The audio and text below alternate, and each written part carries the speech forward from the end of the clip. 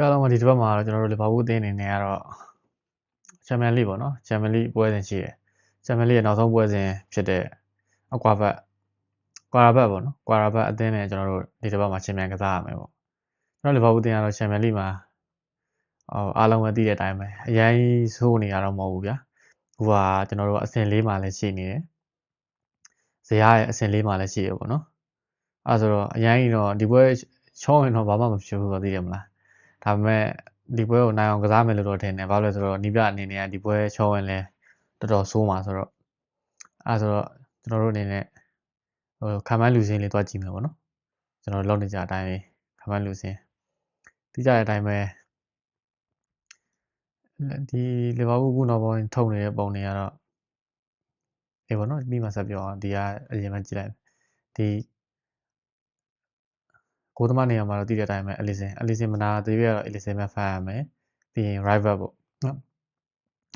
rival နေရာမှာတော့အခု frame ကလည်းကောင်းနေတယ်ခြေသွမ်းလည်းပြတယ်သူတိုးကလှုပ်အားတွေကလည်းနီးပြအနေနဲ့တော်တော်လေးဟိုဟာစင်ပြေတဲ့အထဲမှာပါတယ်အဲဆိုတော့ rival ကတော့ frame ပဲရှိမယ်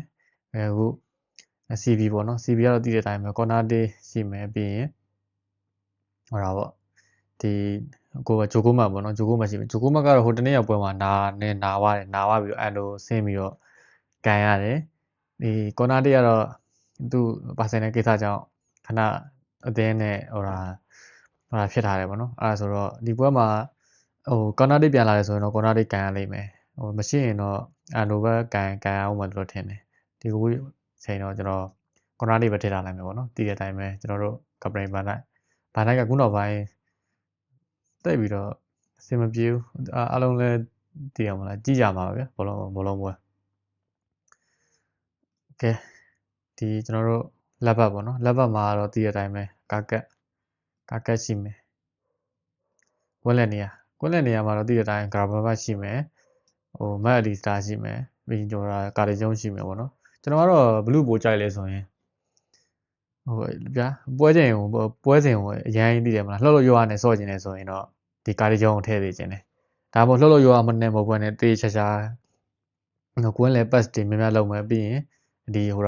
မီကိုထိတ်ကနေပြီးကန်မယ်ဆိုရင်တော့မက်အလီစတာကိုထည့်သေးခြင်းတယ်ဘာလို့လဲဆိုတော့တည်တဲ့အတိုင်းပဲမက်လီစတာပိုပြီးငြိမ်တယ်လို့ထင်တယ်အဲဒါကြောင့်ကျွန်တော်ကတော့ဒီပွဲမှာလည်းမက်လီစတာပဲထုတ်လာအောင်လို့ထင်တယ်ပေါ့နော်ကဲရိုင်ဝင်းကတော့အခုတည်တဲ့အတိုင်းမိုဆာလက်ပြန်လာပြီနော်မိုဆာလက်ပြန်လာတော့ခုနေ့ကပွဲမှာဆိုလဲသူ့ရဲ့အတူအလှုပ်တွေဘာညာနဲ့ပြန်မြင်ရတယ်ဗျာအရင်ကြီးဒါအသင်းကိုသိရမလားဟိုလာမဖြစ်တာအရင်မတိုးတက်လာပေမဲ့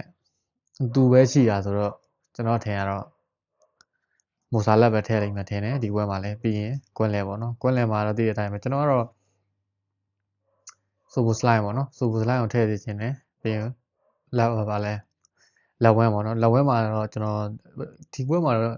ကပိုထုတ်ထားခြင်းတယ်ဗျာကပိုထုတ်ထားမယ်ပြီးရင်ဖလော်ဒီယန်ဝက်ကိုအဲ့ဒီပို့လိုက်မယ်အစုံပို့မယ်ပေါ့နော်အစုံပို့ပြီးရင်ကျွန်တော်တို့ရဲ့တိုက်စင်မှုစထရိုက်ကာပေါ့စထရိုက်ကာတယောက်အနေနဲ့ကတော့ကျွန်တော်တို့ ATK ပဲမြင်နေတယ်ကျွန်တော်ဟိုဘက်မှာကပို ATK နေရာမှာထားတယ်ပေါ့နော်တကယ်အဲ့ဒီကပိုကဒီအထောင်မစော့တတ်ဘူးခင်ဗျားတို့ပဲကြည့်လိုက်ကျွန်တော်တို့အများကြီးမပြောသိတဲ့လူတွေဆိုသိမှာဘုံတဲ့ပွဲမှာဆိုတော်တော်လေးကိုခြားတယ်ဗျာအဲ့ဒါဆိုတော့ကျွန်တော်အနေနဲ့ ATK ကိုပဲသုံးသခြင်းတယ်တကယ်လို့ ATK ကသိတယ်မလားပွဲဆက်များလို့သူအရင်ပင်ပန်းနေဆိုလဲဗျာတကယ်လို့ပွဲချိန်60 90ကျော်ပေါ့အဲ့လောက်ကြောင့်မှလဲရင်လဲအဲ့လိုမျိုးတော့ကျွန်တော်လှုပ်စေချင်တယ်ဒီပွဲမှာတော့ဒါကျွန်တော်ရဲ့ line လေးပဲဖြစ်တယ်ပေါ့နော်